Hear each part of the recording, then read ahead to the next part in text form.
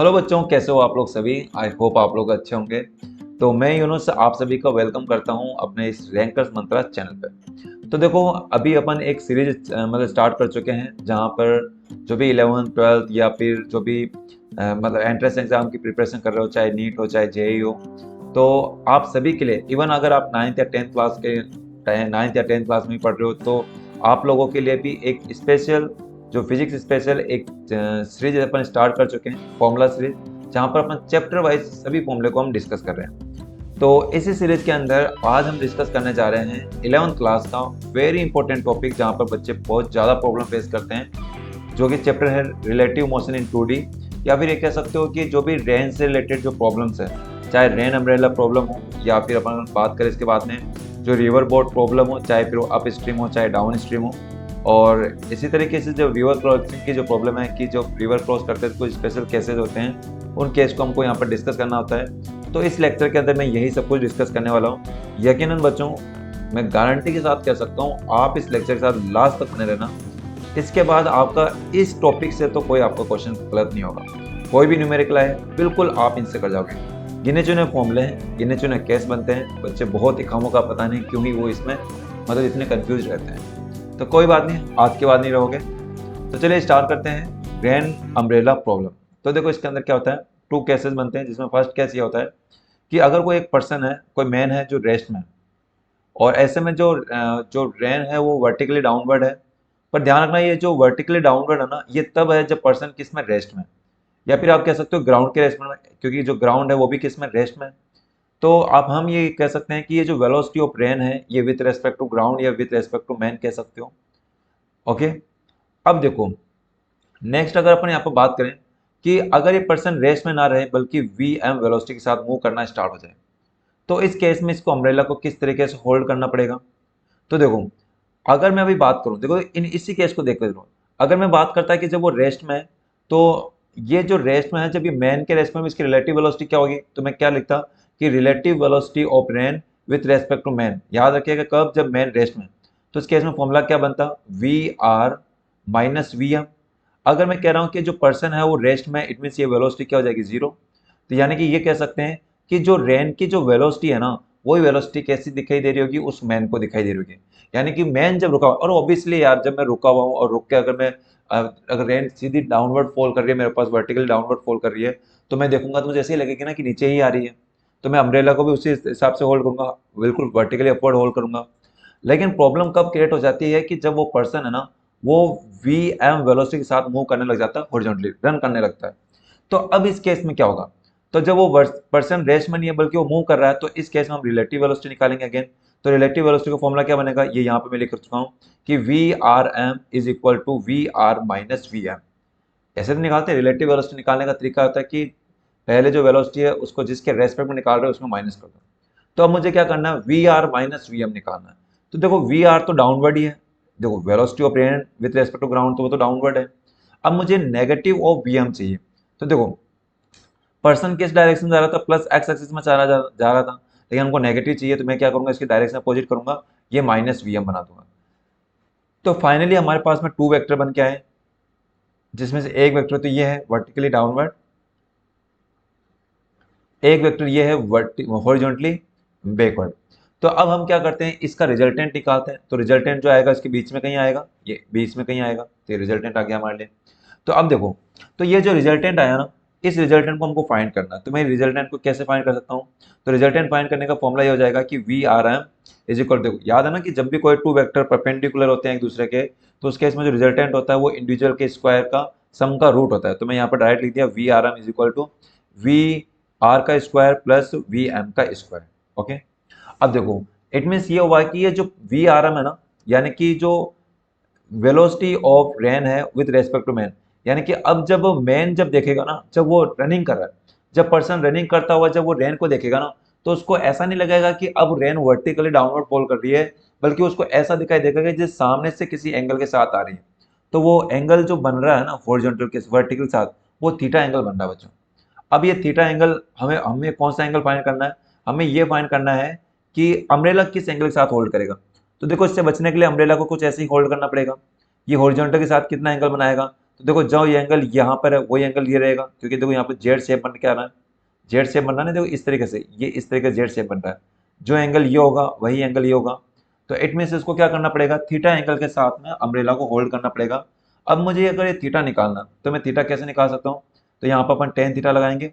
तो अगर हमको मालूम होना चाहिए कि अगर हमारे पास में कोई टू वेक्टर है जिन कंपोनेंट्स है, अगर मुझे थीटा निकालना होता है तो टेन थीटा इक्वल टू होता है परपेंडिकुलर कंपोनेंट अपॉन हॉरिजॉन्टल, यानी कि थीटा के सेकंड साइड वाला जो कंपोनेंट होता है, यानी ये वाला जो कंपोनेंट होता है उसके अपॉन में इसका डिवाइड करते हैं। तो देखो थीटा के अपोजिट साइड वाला कौन सा है, वी एम है। थीटा के साथ वाला कंपोनेंट कौन सा, वी आर है। तो हमारे लिए टेन थीटा क्या बन जाएगा, V M upon V R.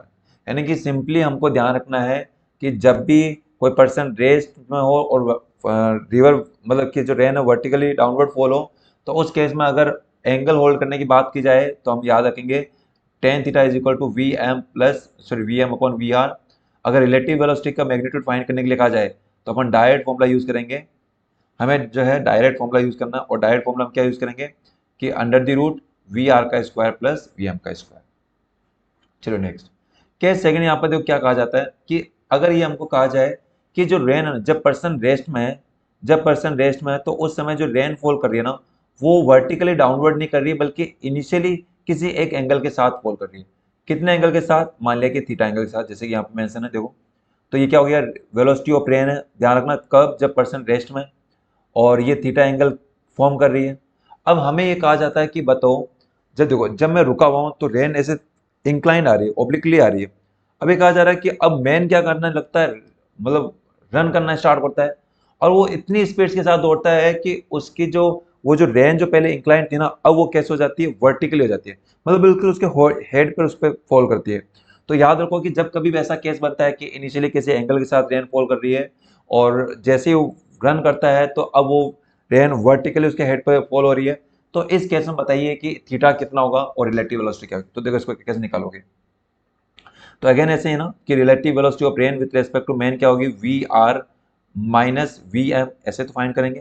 तो देखो वी आर ये रहा हमारे लिए, और वी एम है ये रहा, मुझे नेगेटिव चाहिए तो मैं इसका अपोजिट क्या लूंगा, ये लूंगा। तो फाइनली हमारे पास में टू वेक्टर बन के आए बच्चों, जिसमें से एक वेक्टर तो कौन सा है, ये वाला वेक्टर है, और एक वेक्टर ये हमारे पास में। ओके, तो अब मुझे क्या करना है, यहाँ पर फाइंड करना है एक तो एंगल निकालना साइन थीटा, तो मैं साइन थीटा कैसे निकाल सकता हूँ। तो अगेन अभी अपन ने जस्ट पढ़ा था कि यहाँ पर देखो, अब हमारे पास यहाँ पर नॉन क्या है, रिलेटिव वेलोसिटी हमको पता नहीं है, हमको जस्ट ये पता है कि मैन किस वेलोसिटी के साथ मूव कर रहा है और रिवर किस वेलोसिटी से, रेन किस वेलोसिटी के साथ फॉल कर रही है।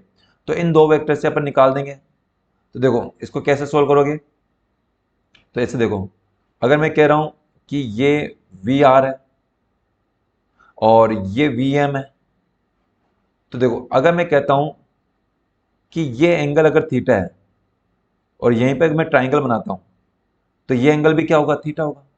तो इस केस में अगर ये एंगल थीटा है, ये हमारे लिए थीटा के सामने क्या जाएगा, परपेंडिकुलर। तो हमारे को बेसिकली क्या गिवन है, ये परपेंडिकुलर वाला कंपोनेंट गिवन है, और ये कौन सा कंपोनेंट हो जाएगा, ये कौन सा है, ये मतलब ये क्या है, ये हाइपोटेनस हो गया। तो ऐसे में परपेंडिकुलर और हाइपोटेनस के बीच में रिलेशन क्या बनता है, वो साइन थीटा का बनता है। तो sine theta equal to perpendicular upon hypotenuse, तो परपेंडिकुलर हो जाएगा वी एम, परपेंडिकुलर हुआ वी एम, और हाइपोटेनस जाएगा वी आर। यानी कि यहाँ से अपन क्या कर सकते हैं, sine theta is equal to क्या कर सकते हैं, वी एम अपॉन आर, यहाँ से थीटा निकाल सकते हो। अब इसी बीच में देखो, अगर अपन क्या बोले कि मतलब relative velocity of rain with respect to man निकालने के लिए, तो अगेन बिल्कुल यहाँ पर सिंपल सा हम फॉर्मूला यूज करेंगे कि वी आर का स्क्वायर माइनस वी एम का स्क्वायर। ये जो फॉर्मूला है हमें क्या करना है, यहाँ पर यूज करना। कैसा हो जाएगा, क्या हो जाएगा ना, बिल्कुल हो जाएगा। ठीक है, तो इस तरीके से अपन यहाँ पर कर सकते हैं। क्लियर है, चलिए अब इसके बाद में नेक्स्ट अपन यहाँ पर डिस्कस करते हैं कि यस नेक्स्ट, तो नेक्स्ट हमारे पास में रिवर बोट प्रॉब्लम। तो देखो अगर हमारे पास में कहा जाए कि कोई एक रिवर है, रिवर के अंदर बोट भी मूव, देखो एक तो बोट है, तो एक बोट की वेलोसिटी दे रखी है वीबी। याद रखिएगा यहाँ पे ये जो वीबी गिवन है ना, ये वीबी क्या है, velocity of boat with respect to ground.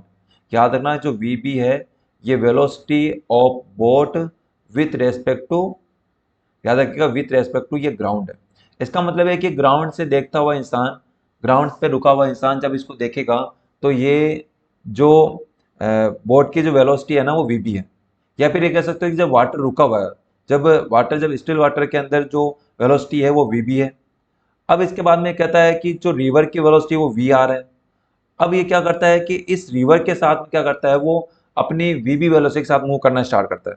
मतलब रिवर भी फ्लो कर रही है, रिवर की और इस बोट की वेलोसिटी दोनों की डायरेक्शन सेम है, क्योंकि अपन यहाँ पर बात कर रहे हैं डाउन स्ट्रीम की। तो ऐसे में इस ग्राउंड पर देख खड़ा हुआ इंसान जब इस पर्सन को देखेगा, इस बोट को, तो उसकी वेलोसिटी उसको क्या नजर आएगी। तो देखो एक चीज देखो, यहाँ पर क्या होगा, एक तो बोट की खुद की वेलोसिटी है, एक रिवर की खुद की वेलोसिटी है, दोनों की वेलोसिटी है ना। तो दोनों की वेलोसिटी यहाँ पे सिंपली ऐड हो जाएगी।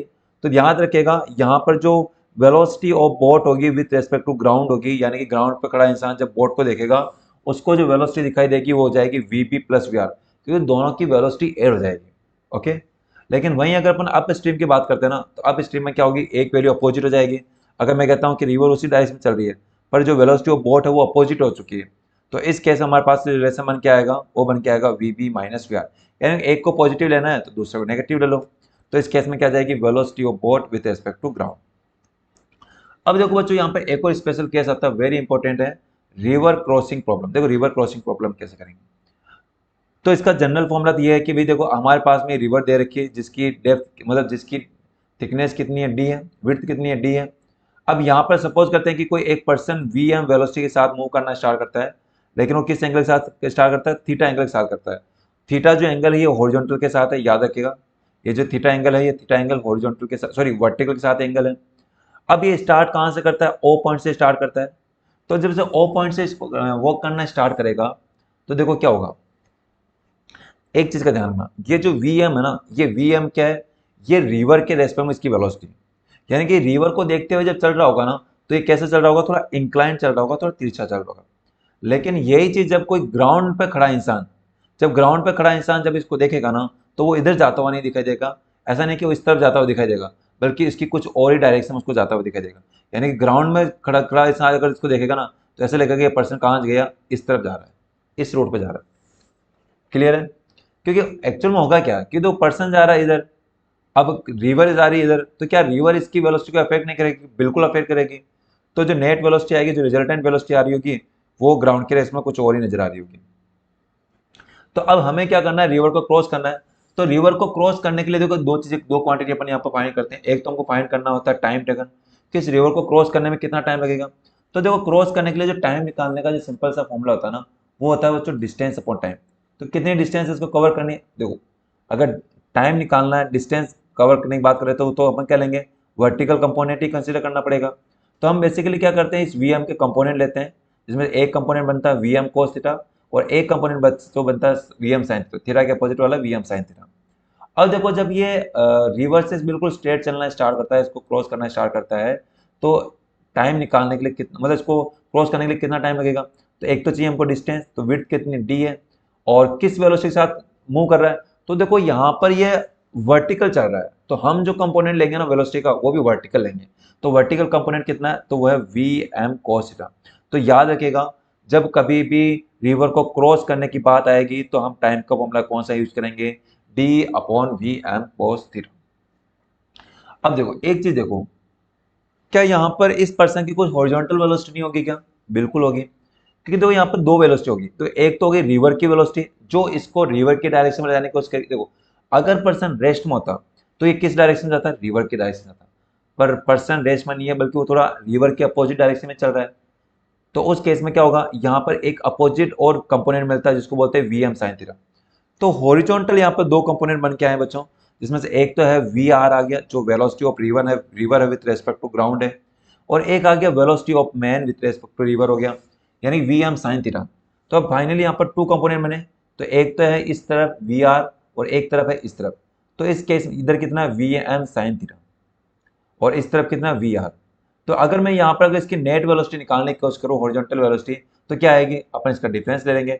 अगर मैं कहता हूँ कि रिवर की वेलोसिटी ज़्यादा है, तो रिवर की वेलोसिटी हम क्या करेंगे, वी एम साइन थीटा, यानी उस पर्सन की जो अपोजिट डायरेक्शन में चल रहा है, उसकी वेलोसिटी को हम माइनस करेंगे, तो हमारे पास में हॉरिजॉन्टल नेट वेलोसिटी आ जाएगी। तो देखो, अब जब वो रिवर को क्रॉस करता है, तो होता क्या है कि क्या वो कुछ हॉरिजॉन्टल इसका डिस्प्लेसमेंट नहीं होगा क्या, क्या इसका कुछ हॉरिजॉन्टल डिस्प्लेसमेंट नहीं होगा क्या, बिल्कुल होगा। क्योंकि वो उसकी जब हॉरिजॉन्टल वेलोसिटी है तो उसका कुछ ना कुछ हॉरिजॉन्टल डिस्प्लेसमेंट होगा ही होगा, या तो हो सकता है राइट साइड में हो या हो सकता है लेफ्ट साइड में हो। जिस तरफ वेलोसिटी ज्यादा होगी वो उस तरफ डिस्प्लेस करना स्टार्ट हो जाएगा। तो जो हॉरिजॉन्टल डिस्प्लेसमेंट होगा ना वो अपन कैसे निकालेंगे? तो डिस्प्लेसमेंट निकालने का फॉर्मूला क्या होता है कि स्पीड इंटू में टाइम, ये तो था ना, वेलोसिटी इंटू टाइम। तो अगर हॉरिजॉन्टल डिस्प्लेसमेंट आ रहा है तो हॉरिजॉन्टल नेट वेलोसिटी लेंगे। तो हॉरिजॉन्टल नेट वेलोसिटी हमने देख लिया कि वी आर में से V M sine theta minus करो, तो वी आर में से V M sine theta minus किया। इसके बाद हम इसको किससे मल्टीप्लाई करेंगे? टाइम से मल्टीप्लाई करेंगे, तो वेलोसिटी को टाइम से मल्टीप्लाई करेंगे। अब देखो यहाँ तक दूसरे एंड तक पहुंचने में कितना टाइम लगेगा, उतना ही जो रिवर को क्रॉस करने में लग रहा है। तो हमने जो टी का फॉर्मूला लगाया ना, इस टी को फॉर्मूला यहाँ पर पुट करते हैं, तो हमारे पास फाइनली बच्चों एक जनरल फॉर्मूला बन के आता है कि V R minus V M sine theta. तो फॉर्मूला क्या बन के आया? ये फॉर्मूला याद रखना। चलिए हॉरिजॉन्टल डिस्प्लेसमेंट का जो फॉर्मूला बन के आएगा वो V R minus V M sine theta D upon में V M cos theta. Okay, चलिए तो ये हमारे पास जनरल फॉर्मूले हो गए। अब हमें क्या करना है, यहाँ पर इसके टू स्पेशल केस देखने। तो टू स्पेशल केस में क्या क्या होगा? तो देखो फर्स्ट केस अपन ये लेकर चलते हैं कि स्पेशल केस फर्स्ट कि minimum time taken to cross the river. तो एक बच्चों एक चीज ध्यान रखना, जब कभी भी रिवर को मिनिमम टाइम में क्रॉस करने की बात आएगी ना, उस पर्सन को जो चलना पड़ेगा ना वो रिवर के रेस्ट में, याद रखना रिवर के रेस्ट में बात कर रहा हूँ। जब वो रिवर को देखकर चलना स्टार्ट करेगा ना, तो कैसे चलना पड़ेगा? बिल्कुल उसको वर्टिकल चलना पड़ेगा। यानी कि ओ पॉइंट से स्टार्ट होगा, वो ए पॉइंट की तरफ जाने की कोशिश करेगा। पर इसका मतलब ये नहीं है कि वो जा रहा है, क्योंकि अगर वो हॉरिजॉन्टल चलने की कोशिश, बिल्कुल वर्टिकल चलने की कोशिश की, तो क्या यहाँ पर हॉरिजॉन्टल वेलोसिटी नहीं है क्या रिवर की? भाई अगर कोई पर्सन एक सीधा चलना स्टार्ट करता है और इधर से रिवर फ्लो हो रही है, तो क्या रिवर इसकी वेलोसिटी को अफेक्ट नहीं करेगी क्या? तो बल्कि इसको सीधा जाने के बजाय उसको थोड़ा इंक्लाइन ले जाएगी। क्या ले जाएगी? इंक्लाइन ले जाएगी।